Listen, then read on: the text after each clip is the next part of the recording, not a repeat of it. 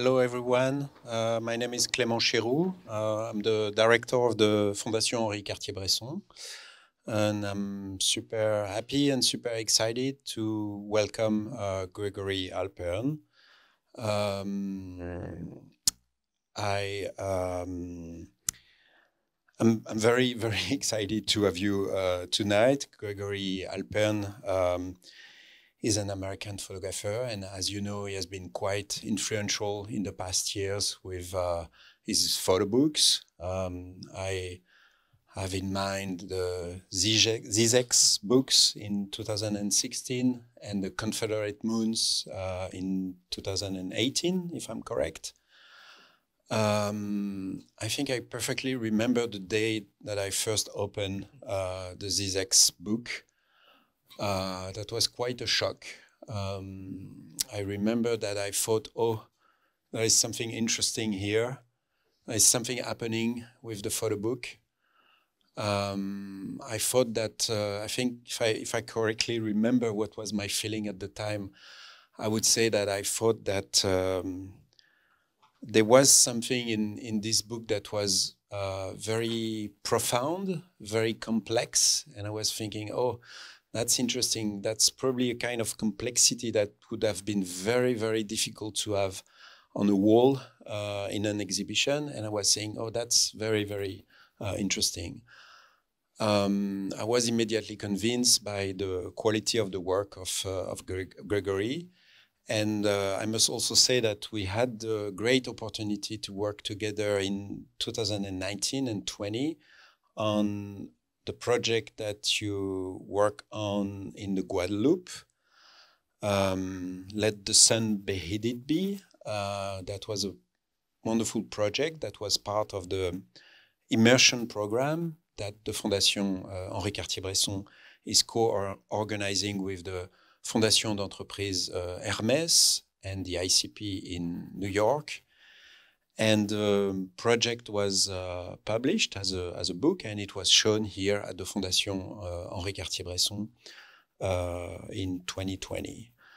And I'm very, very happy to hear you tonight about the new book that you just published with MAC. It was recently released, and we're going to listen to you.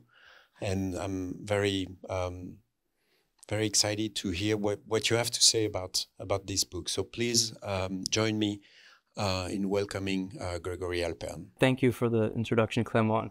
I remember when we were working on Let the Sun, you drawing little diagrams about sort of themes that we were putting in categories of images, types of images, and how we sort of wove them together. And well, I'm happy to be here because among book lovers and to be invited by you. But the thing that I think I'll focus on tonight is, because I'm assuming we're book people, is the structure of this work and the content as well, of course. But one of the things that fascinates me as a form is creating a sequence of images without words in particular, and the language, I suppose you could call it, that you have to create, or the leap of faith you have to take, that as you speak, your reader will receive it with some degree of accuracy related to your intentions. And without words, there is that leap of faith, I guess. Starting with the cover, which for me, I tend to like a cover that's not an advertisement for the book. I like a cover that doesn't explain the book, doesn't excerpt the book.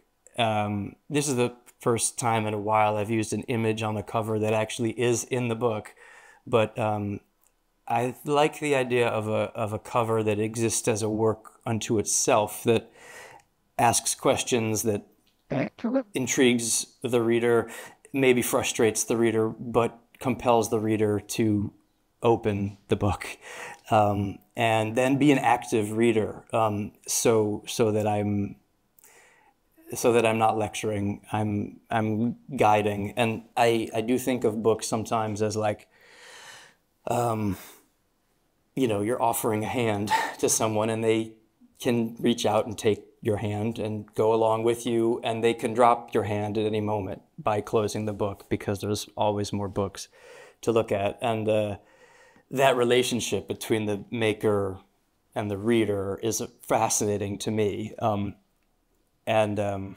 of a delicate relationship. So anyway, that's sort of where I'll focus, I guess.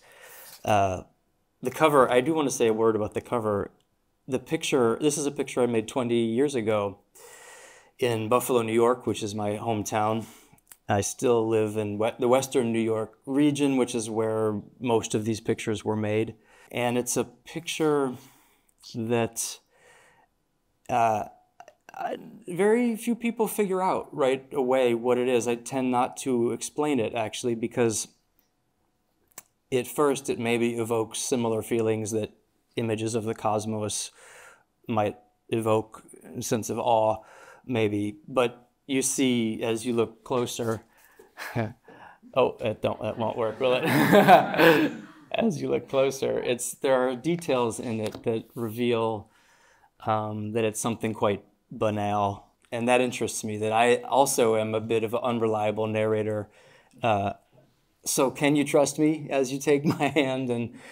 And that's okay, because it doesn't matter as long as you're still holding my hand and with me for the rest of the journey. You know, if you trust that have a sense of where I'm going and that I'll take you somewhere interesting, you'll stay. But if you're bored and you know where I'm going and you know exactly how I'll get there, why would you bother? You would just skip to the ending. So, okay.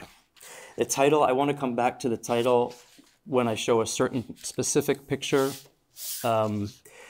But the title and the cover were last-minute decisions, despite 20 years of work. I spent a few years at the end of the project in each year asking Michael Mack for one more year to finish sort of structuring the book. Michael was very patient with me, thank you. And each year it got better, but also things changed, like the cover and the title.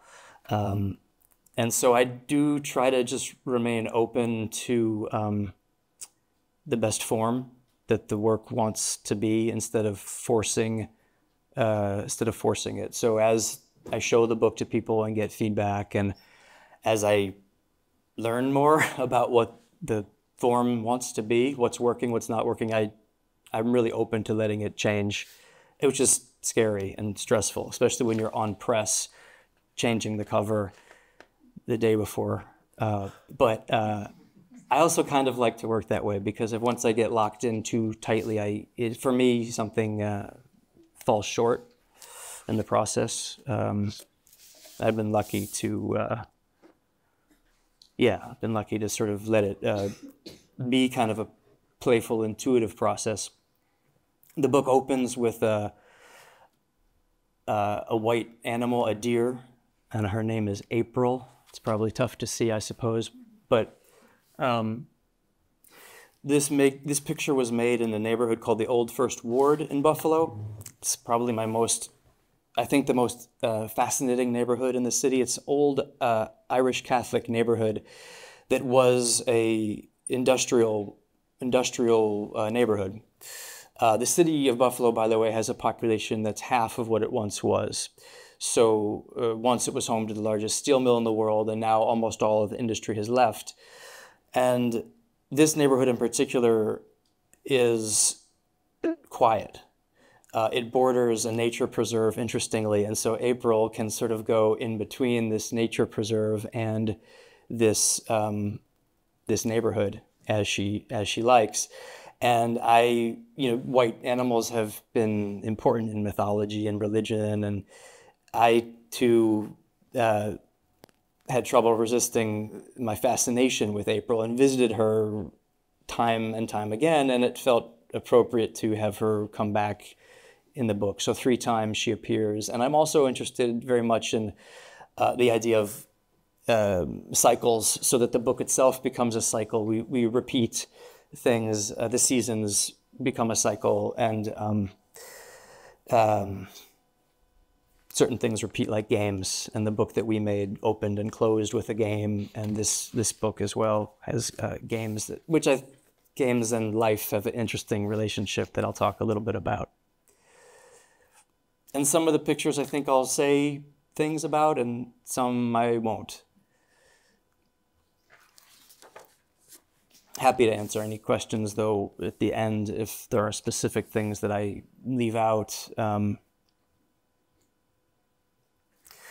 The one thing that I'll say is, I've been, many projects I've made have been in the method of sort of finding a place that intrigues me or troubles me or confuses me, repels me, but also attracts me, and then trying to make a body of work in response to it that doesn't repeat, hopefully, too much what I had done before. And the book that I think was most close to this was 𝘒𝘧, which I made in Los Angeles, but the color and the light of LA and the color and the light of Western New York, especially with the heavy winter presence, it troubled me at first because I felt like I was relying on color and light very much in other projects. And at a certain point, it felt important to sort of embrace a muted, dirty kind of white,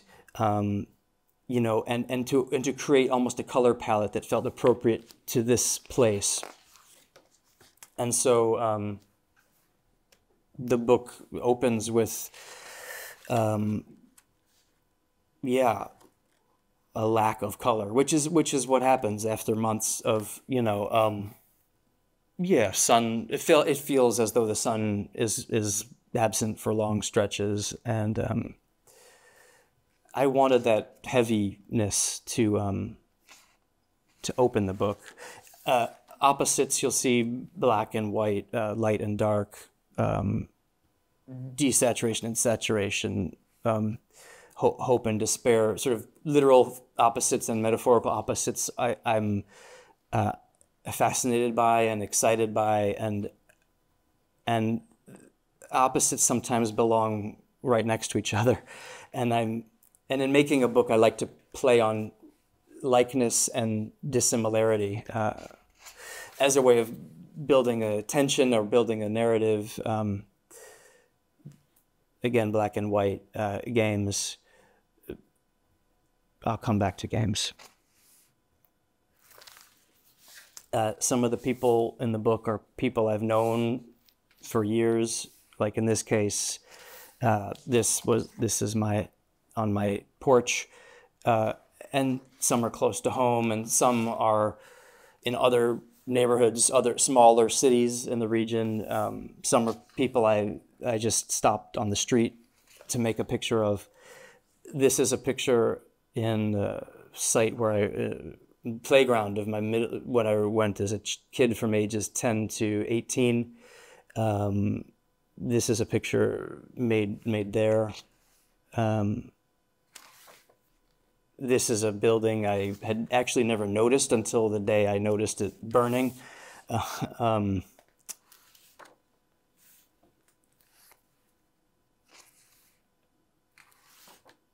This is a few blocks from where I currently live. Tulips blooming in early spring with a snowfall. Often this happens in the seasonal transitions when the seasons appear confused, and I'm always interested in those moments of transition. This is somebody I photographed 20 years ago, and I wish I had gotten his information. I hope someday to meet this young man, but I don't. I used to be a bit more sort of loose, taking pictures. Now I try to meet and connect with people and usually give them a picture. Earlier on, I didn't do that, and so there are certain people I've completely lost touch with, which is a strange thing because I've lived with like this picture and this kid in my life for 20 years. And met him, you know, I took 2 frames and 5 minutes with him. So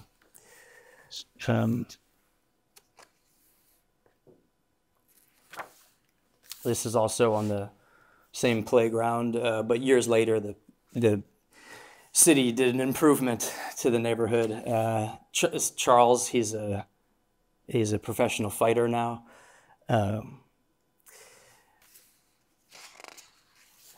April comes back. Spring sort of starts to appear.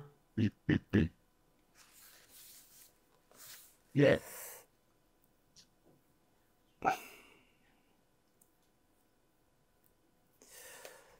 There's a feeling in a picture when something feels perfectly normal and strange to me at the same time that I find exciting.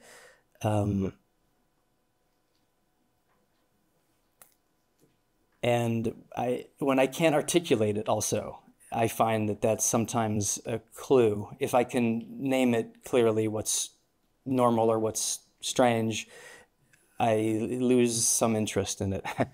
So I like to live with pictures. I like to shoot film and let it sit before I look at it. Like, I don't develop it for months sometimes. And then when I have time between making the picture and looking, I'm then better able to see it and judge whether it's in or out.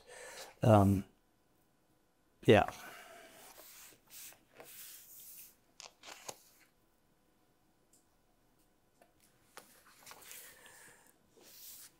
The book feels like warm and cold to me at the same time,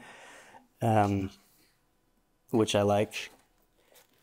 I felt it was tricky to print this book because the colors are quite subjective, and so even if something was, you know, technically right or wrong as we were printing, it changes in the process of offset printing. But the feeling, of course, was sort of a very subjective feeling,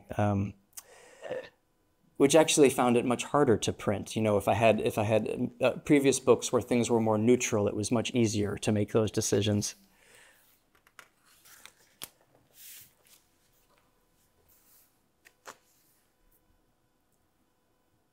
As a kid, my brother and I would explore Buffalo.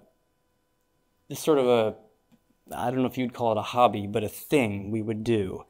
And the architecture of the city is fascinating. The city boomed at a time when American cities at that time had money, and they built some remarkable architecture. And the feeling of going out, I wasn't yet a photographer, but the feeling of going out with my brother to explore, and that feeling of not knowing what you'll find is what I still feel when I go out with my camera, and that ultimately I think is what makes me keep going, is that feeling, which ultimately often will end in disappointment, because the longer you do it, the more you hope to come back with something, to have found something, but you can't expect that, of course. But there's that feeling of finding something unexpected or magical, yeah, and that's what I hope for. If I plan things. Like this church, I came back to many times waiting for the right light, but you know, sometimes the more I tried, the less it worked, and it was something that happened on the way there that was more interesting. So that also for me is part of the process of sort of just trying to remain open to what happens in the process. Sometimes people will ask me to make their portrait. I'll put out a call for portraits. I'll just say, would you like a portrait? I'll make one and give you one. And that's how this portrait came about. I started working this way in COVID when approaching strangers, with a camera, which is already fraught and awkward, became more fraught and more awkward, and I was not making anything. And I began to figure out if I could be invited into people's homes. It changed everything. In some ways good, in some ways bad, but it was different. And so some of the pictures are made that way. And those felt much more like a collaboration. This is the site of Bethlehem Steel that I mentioned that was once the world's largest steel mill. It's now like a breeding ground for seagulls and a place that's overrun with sunflowers. Yeah. This picture also came out of a person an actor, who asked me to make their portrait, and this was in their backyard. So this was someone I had never met before. The same. Not this.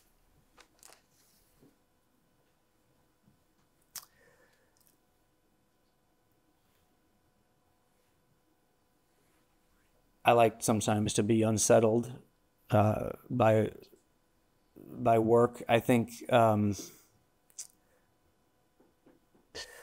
don't like to do it for the sake of making you unsettled, but I think, as a viewer, when you're forced to confront something uncomfortable, I think it helps to activate the reader, and it forces the reader to sort of hopefully investigate what's uncomfortable for them, and it can be, I think, a useful tool in narrative. Yeah. This is someone named Seashell who this was the day she had her first COVID vaccine. You see her Band-Aid there. But I was still kind of amazed by her beauty. Yeah, I like to bring into a series of pictures ugliness and beauty together, despair and hopefulness, death. Obviously, the life cycle is present in the work. And death is, the way I think of death as being visualized as often as a downward movement. But there's a lot also of representation of flight and floating, ascension even. And so I see that as resistance. I see there's a word entropy, which is that all living things are moving towards death, and there's a resistance to entropy, which is that's what we do while we're alive, and that I think is represented also. Yeah.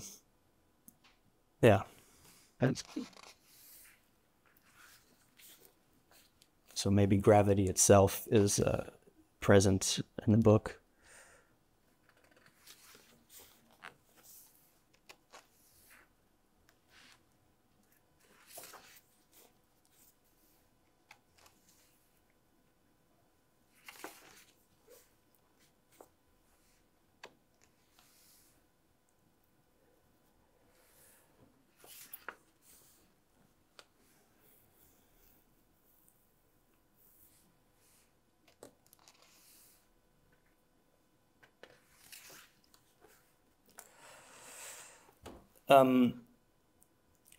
My friend Stanley the other day used the word, he was talking to me about my book, and he said, you'll use a minor picture sometimes, and I thought that was an interesting phrase, minor picture,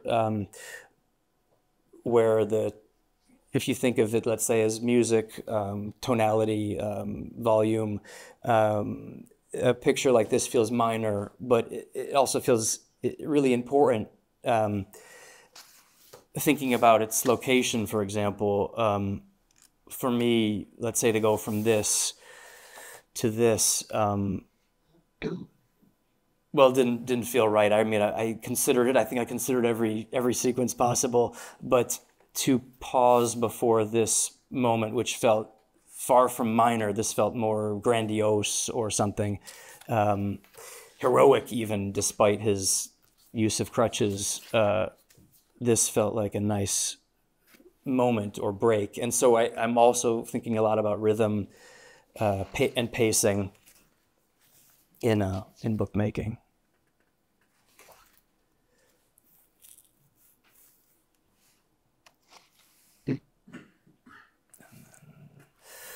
We have sort of fall approaching with April appearing one more time. Baku.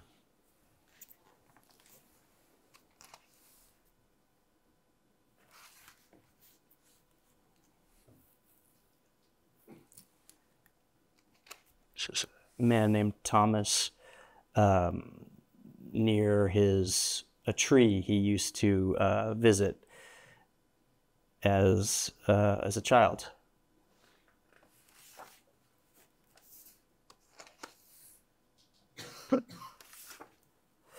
Yeah, the title I should come back to. King, Jack, Queen is probably tricky to read, but up until the last minute, my title was 19 Winters, 7 Springs, because the work was really made over, when I went back and I looked at the years I had made pictures, there were 19 winters represented and fewer springs in the project. Because at first the project I was thinking of it as a project about the winter in Buffalo, but I realized over time that it was much more interesting to have winter in dialogue with the opposing seasons. So spring and summer came in later. But this picture stayed with me, and I used the antiquated, archaic term knave instead of jack. In cards, a jack is the lowest form of a face card or court, the lowest member of the court compared to the king and queen. But a jack is also a trickster, and a knave is someone who can't be trusted. And in cards, a king was represented with a K in the corner, and a knave used to be KN. And the design of cards shifted at some point where the K got moved to the corner so that when you fan out your cards, you could just see the corners. And then people were confused by the K or the KN. This was a bit confusing. And so card designers shifted to using jack, which was the more like colloquial common term. But long story short, I was fascinated by the idea that a king or a knave could be confused with each other.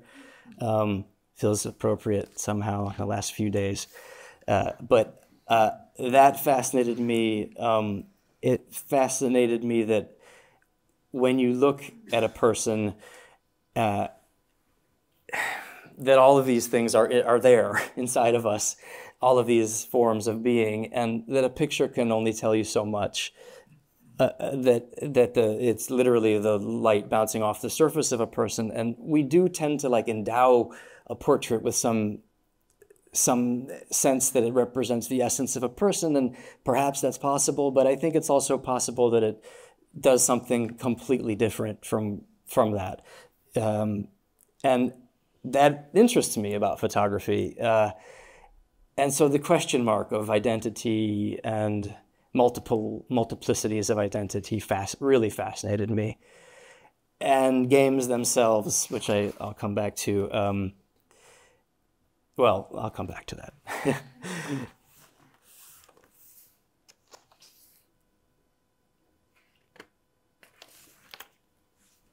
This one is interesting. My brother, who's now a writer, wrote a story for the New York Times Magazine about Buffalo used to be a big industrial center, and now, oddly enough, is a major site of melting down metal from dead cars, among other things, dead engines. And so engines are often sent to Buffalo on trains, which are then melted down. So we no longer really produce metal except in this form of recycling old or dead metal, which found to me was an amazing metaphor.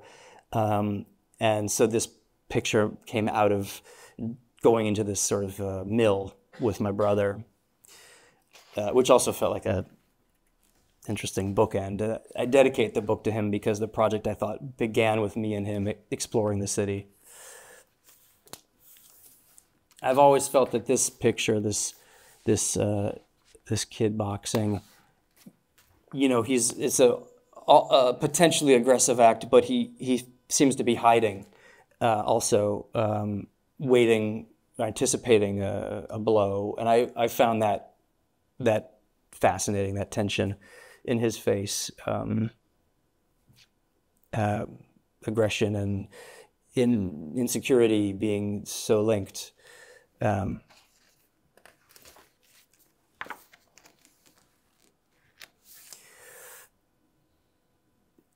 I can't tell you why this was painted.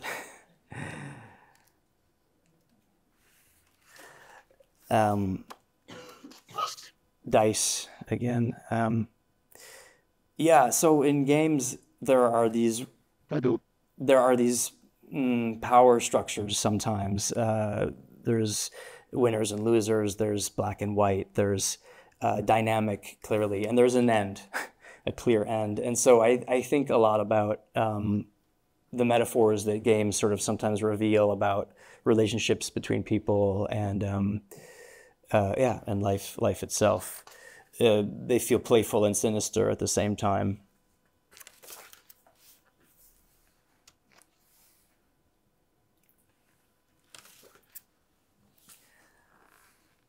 Yes.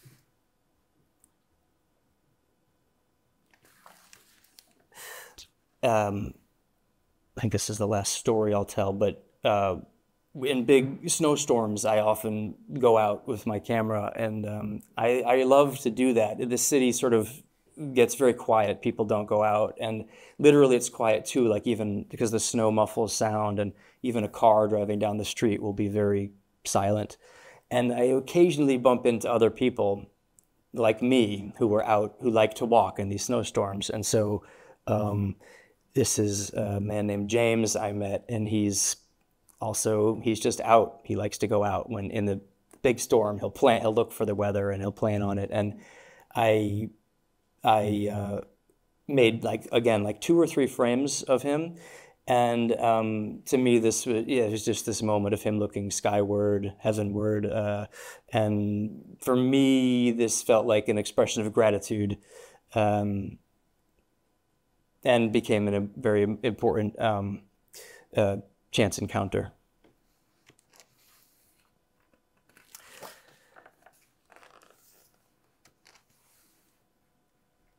And we look upward in this picture, and in the final picture, which is a flock of ravens flying away.